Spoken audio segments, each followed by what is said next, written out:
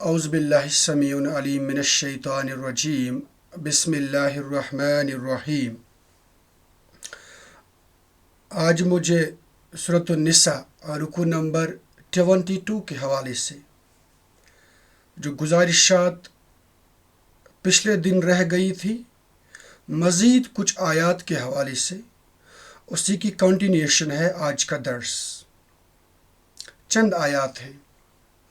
اس سے پہلے کہ ہم ان کا لفظی ترجمہ سمجھنے کی کوشش کریں، سنس میں نے ان کا بیک گراؤنڈ اور بیک ڈراپ آلریڈی کل کے درس میں دیا تھا، مناسب معلوم ہوتا ہے کہ میں ذاتی طور پر آپ کے سامنے رمضان المبارک کے حوالے سے کچھ باتیں پیش کروں۔ As you all know that just within 2 or 3 days رمضان المبارک ہم سے رخصت ہونے کو ہے۔ Now the important point is to understand what we have achieved in this blessed month. اہم بات یہی ہے، محاسبہ کرنا ہے، سمجھنا ہے، پرکھنا ہے اس بات کو کہ ہم نے یہ جو ایک ماہ کا ٹریننگ پروگرام مکمل کر لیا ہے، اس کے اثرات ہمارے اوپر کیا عائد ہوئے ہیں۔ And in the rest of 11 months ہم اپنی زندگی کو کس نہج پر ڈھالنے کے لیے تیار ہیں۔ دیکھیے، رمضان المبارک اصل میں ایک ٹریننگ پروگرام ہے۔ اگر ہم ایٹیمولوجیکل میننگ دیکھ لیں گے لفظ سیام کا، that actually means that you are being trained to withstand in the harsher conditions, in the war-like situations۔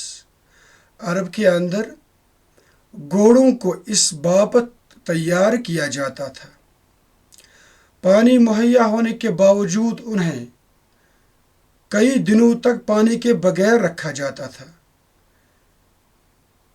غذا دستیاب ہونے کے باوجود انہیں اس کے بغیر رکھا جاتا تھا۔ وجہ یہی تھی کہ ان کے سامنے کچھ ایسے دن آنے والے تھے جو کہ ان کے لیے سخت ہونے کو تھے، تو گھوڑوں کو اس کام کے لیے پہلے ہی تیار کیا جاتا تھا۔ So at the peak times وہ دھوکہ نہ دیں، وہ کئی دنوں تک پانی کے بغیر لڑیں، وہ کئی دنوں تک چارے کے بغیر رہ سکیں۔ Same is the situation with the month of Ramadan. And that is کہ ہم نے اپنے آپ کو اس مہینے کے اندر حلال چیزوں سے بھی دور رکھا۔ We kept ourselves away from the halal things۔ حلال کھانا، حلال ایکٹیویٹیز سے بھی ہم نے آپ کو دور رکھا۔ جسٹ بیکاز کہ جو ریسٹ آف 11 months ہیں، ہم ان میں نفس پرستی کے مقابلے میں اللہ پرستی کو فوقیت دیں۔ تو اب اگر ریسٹ آف 11 months میں ہم نے رمضان المبارک کے جو امپلیکیشنز ہیں، اس کے اندر جو دروس ہمیں نصیب ہوئے وہ ہم نے امپلیمنٹ نہیں کیے، تو کہا جا سکتا ہے دیٹ ہمارا رمضان المبارک قبول ہی نہیں ہوا ہے۔ بیکاز جب ہم نے رمضان المبارک سے کچھ اخذ کیا ہی نہیں ہے، جب ہم عید کے روز سرکش شیاطین کے جرگے میں پھر سے چلے گئے، then what is the fun of observing Ramadan؟ جب رمضان کے بعد پھر سے میں نے فکر نہیں کی نماز فجر کی، نماز فجر کو باجماعت مسجد کے اندر ادا کرنے کی، جب رمضان المبارک ختم ہونے کے بعد میں نے اپنے آپ کو برے کاموں سے نہیں بچایا، جب میں نے اپنے آپ کو غیبت سے نہیں بچایا، جب میں نے اپنے آپ کو بری نظر سے نہیں بچایا، جب میں نے اپنے آپ کو غریبوں کی داد رسی کے لیے اپنے آپ کو وقف نہیں کیا، جب میں نے اپنے آپ کو دوسروں کے غم میں شریک نہیں کیا، جب میں نے اپنے آپ کا تعلق قرآن پاک کے ساتھ استوار پھر سے نہیں کیا، جب میں نے اپنے والدین کی فرما برداری نہیں کی، جب میں نے اپنی زندگی کو ڈسپلنڈ انداز میں نہیں جیا، then what is the fun of observing the month of Ramadan? So, اگر آپ میں سے یا ہم میں سے کسی کو دیکھنا کہ whether my observance of the month of Ramadan has been accepted or not, a simple thing, clear thing that each and every individual can himself or herself understand is وہ کس حد تک ریسٹ آف 11 months میں اپنے آپ کو انہی lines پر اسی پیٹرن پر چلائے گا جس پیٹرن پر اس نے رمضان المبارک میں اپنے آپ کو چلایا ہے. One thing, very important thing. Number second thing, that is, be it the whole month of Ramadan, be it the last 10 days of Ramadan, be it the odd nights of the last 10 days of Ramadan, all this scenario, all this situation, all this atmosphere that is being created by Almighty Allah is just for one thing, and the thing is the book of guidance, القرآن. یہ سارا کا سارا معاملہ چاہے رمضان کا ہو، لیلۃ القدر کا ہو، حتیٰ کہ اعتکاف کا ہو، اس کا جو سارا کا سارا صحرا جو ہے، یہ جو سارے کے سارے ایکٹیویٹیز ہیں، یہ محض اسی قرآن پاک کے ارد گرد گھومتے ہیں. Had there been no قرآن پاک, there would have been no Ramzan, no Siyam. Had there been no قرآن پاک, there would have been no Shab Qadr. Had there been no قرآن پاک, there would have been no seclusion, no اعتکاف. So, یہ جو سارا اعزاز ہے یہ محض اسی کتاب کو ہے، اسی کلام اللہ کو ہے. 10 رمضان المبارک کے اندر ہمیں جو سب سے بڑا سبق حاصل ہونا چاہیے، that is to get back to this book of Allah, to this book of guidance. اور اس کتاب کے ساتھ اگر ہم نے باقی 11 months میں اپنا تعلق بنائے رکھا، اس کتاب کو اپنا امام مانا، انفرادی زندگی میں بھی اور اجتماعی زندگی میں بھی اس کا ہم باضابطہ مطالعہ کرتے رہے، اس کے اندر اپنی ہدایت کا سامان دریافت کرتے، اس کی تفاسیر دیکھتے، only then we can say کہ میں نے رمضان المبارک کا، میں نے شب قدر کا، میں نے اعتکاف کا سبق حاصل کر لیا ہے. کیونکہ اس بات کی گواہی خود قرآن پاک دے رہا ہے. فرمایا گیا ہے شہر رمضان الذی انزل فیہ القرآن. یہ جو قرآن پاک ہے اس کو ہم نے نازل کر دیا ہے رمضان المبارک میں. آگے کہا گیا ہے انا انزلناہ فی لیلۃ القدر. دوسری جگہ فرمایا انا انزلناہ فی لیلۃ مبارکہ. اب رمضان المبارک کے اندر ایک اہم رات ہے جس سے ہم لیلۃ القدر کہتے ہیں یا لیلۃ المبارکہ کہتے ہیں. اس رات کے اندر ہم نے اس کو نازل کر دیا ہے. اس کے بعد نبی صلی اللہ علیہ وسلم نے ترغیب دی کہ لیلۃ المبارکہ جو ہے، لیلۃ القدر جو ہے، اس کو آپ کہاں ڈھونڈیں گے، کس جگہ ڈھونڈیں گے؟ تو فرمایا رمضان المبارک کا جو آخری عشرہ ہے، اس کے اندر جو طاق راتیں ہیں ان کو آبزرو کرو، ان میں قیام اللیل کرو اور شب قدر کو ڈھونڈنے کی کوشش کرو. Now, hold this atmosphere, hold this ceremony جو ہے قرآن پاک کو نازل کرنے کی، یہ ان ایام میں ہوئی ہے.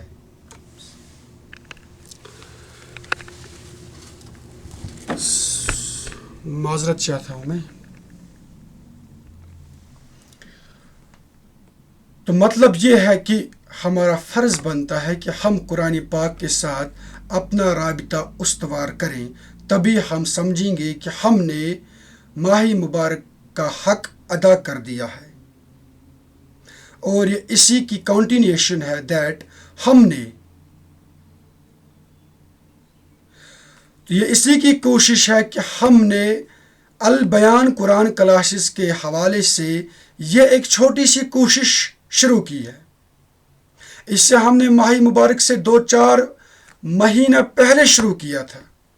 وجہ صرف یہی تھی کہ ہم اپنا رابطہ قرآن پاک کے ساتھ استوار کریں، اس کو ڈیلی بنیادوں پر سمجھنے کی کوشش کریں، اور اس کے اندر ہمارے لیے جو سامانی ہدایت ہے وہ حاصل کرنے کی کوشش کریں۔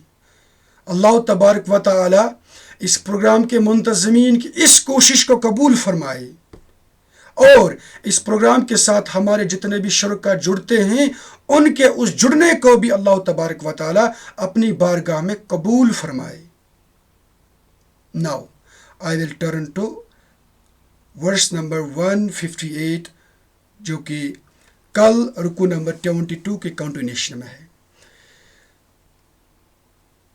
کل میں نے آپ کے سامنے بتا دیا تھا کہ اس رکوع کے اندر یہودیوں کے جرائم کا ایک لسٹ پیش کیا جا رہا ہے، اور کہا جا رہا ہے کہ اس قوم کو ہم نے لعنتی کر دیا ہے، اپنی رحمت سے محروم کر دیا ہے۔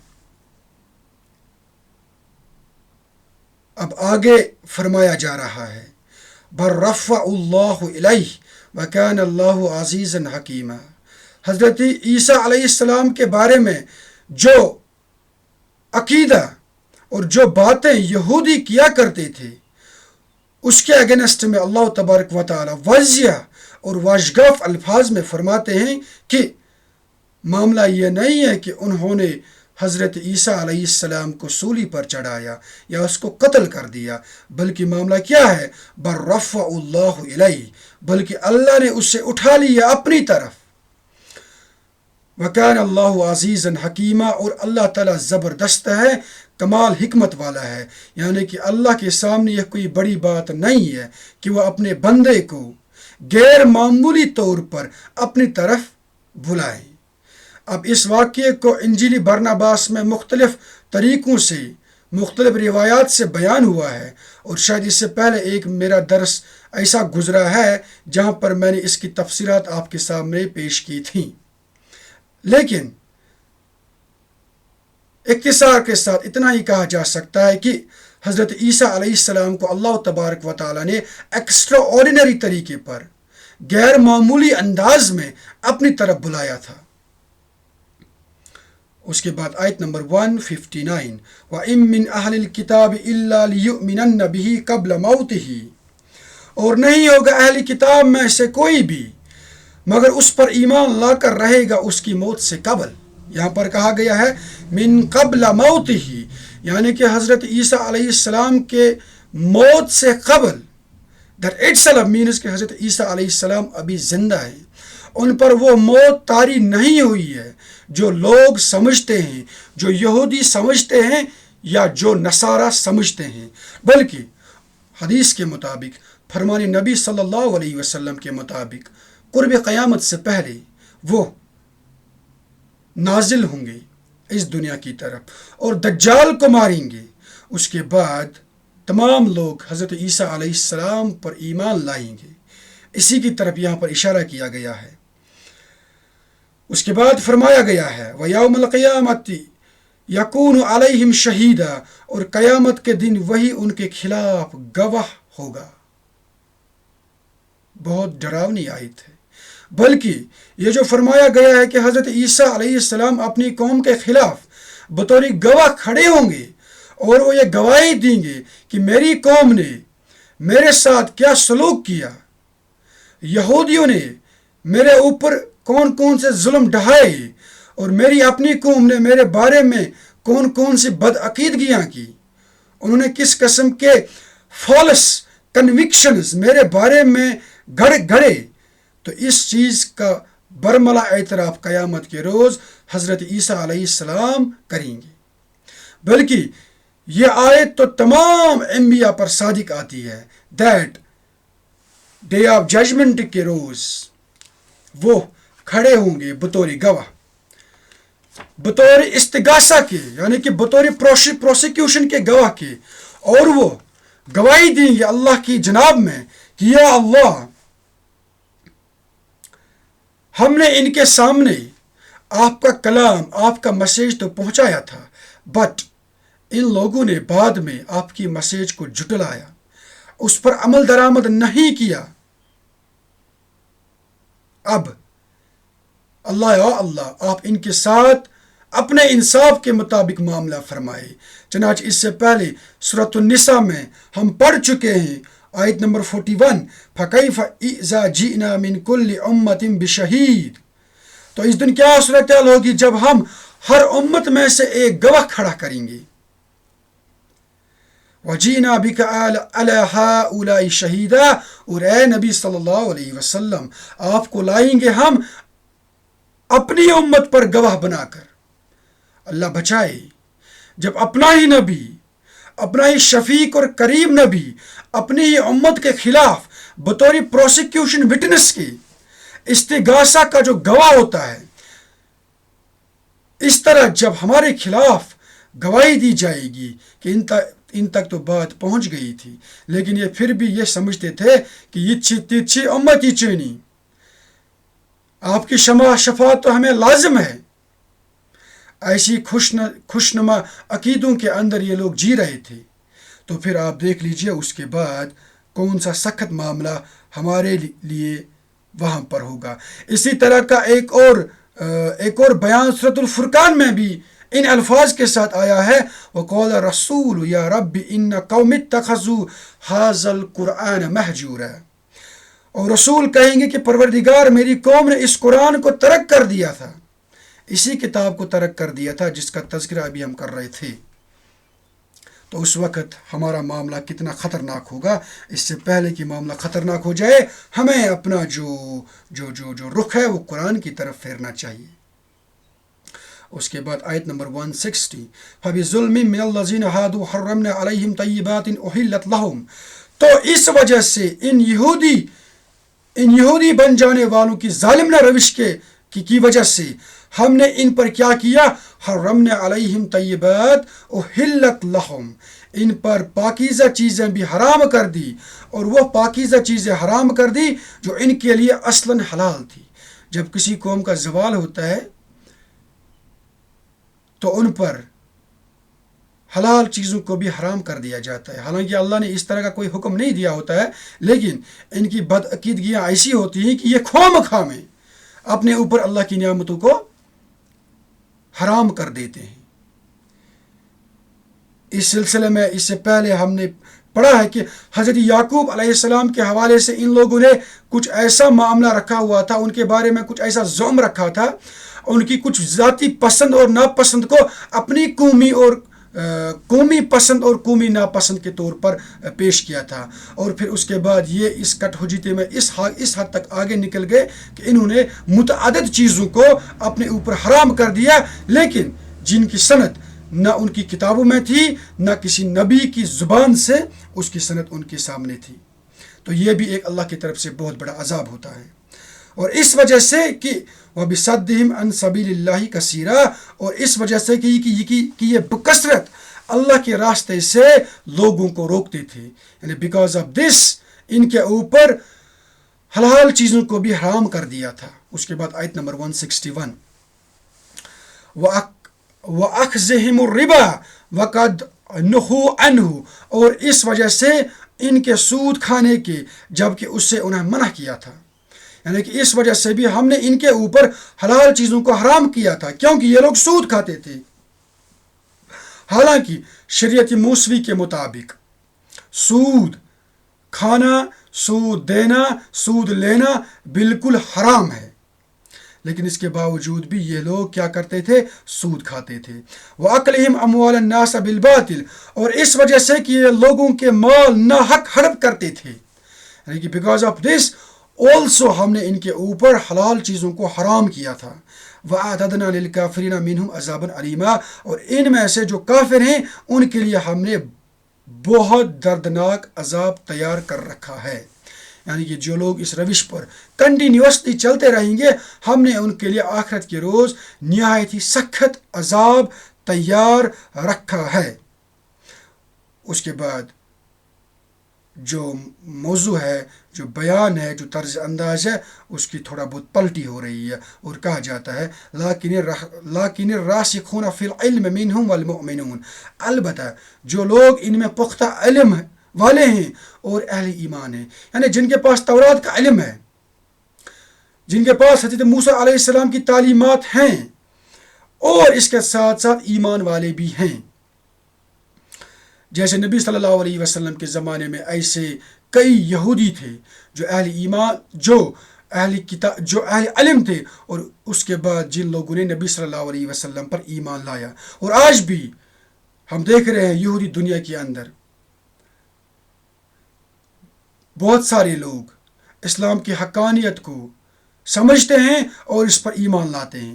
ان کے بارے میں کیا کہا گیا ہے؟ یؤمنون بما انزل الیک وما انزل من قبلک، وہ ایمان رکھتے ہیں اس پر جو اے نبی صلی اللہ علیہ وسلم ہم نے آپ پر نازل کر دیا ہے، اور اس پر بھی جو آپ صلی اللہ علیہ وسلم سے پہلے نازل کیا گیا، یعنی کہ قرآن پاک پر بھی یہ ایمان لاتے ہیں، نبی محترم صلی اللہ علیہ وسلم پر بھی یہ ایمان لاتے ہیں، اور اس سے پہلے جو ان کے اپنے انبیاء ہیں، جو ان کی اپنی کتابیں ہیں، ان پر بھی یہ ایمان لاتے ہیں۔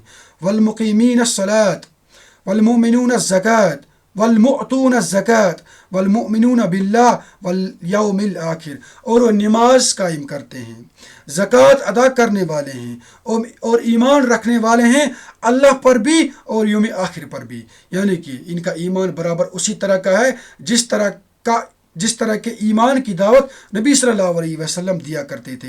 اولئک سنؤتیہم اجرا عظیما، یہی وہ لوگ ہیں جنہیں ہم ضرور اجر عطا کریں گے قیامت کے روز۔ یعنی کہ جو سلیم الفطرت انسان ہیں، پھر چاہے وہ یہودی ہو، نصارہ ہو یا سابی ہو، اس سے پہلے بھی ہم اس موضوع کے حوالے سے پڑھ چکے ہیں کہ جو یہودی ہو کوئی، سابی ہو کوئی، یا نصارہ ہو کوئی، یا کسی بھی فرقے کا کوئی بھی شخص ہو، جو ایمان لائے گا، نبی صلی اللہ علیہ وسلم کی حقانیت کو سمجھے گا، قرآن پاک کو پڑھنے کے بعد اس کو اپنے دل سے لگائے گا اور ایمان لائے گا، تو اللہ تبارک و تعالیٰ ان کے گناہ معاف کر دیں گے، اور آخرت کے روز ان کے لیے بہت بڑا اجر تیار رکھیں گے۔ اللہ تبارک و تعالیٰ سے دعا ہے کہ زیادہ بولنے سے زیادہ عمل کرنے کی توفیق عطا فرمائے۔ مجھ سے بولنے میں ضرور بہت ساری غلطیاں ہوئی ہوں گی، اللہ تبارک و تعالیٰ اس سے معاف فرما دے۔ سننے میں اگر کوئی چوک ہوئی ہوگی تو اللہ تبارک و تعالیٰ اس سے ہمارے دلوں سے محو کر دے۔ اللہ تبارک و تعالیٰ ہمیں رمضان المبارک، قرآن پاک،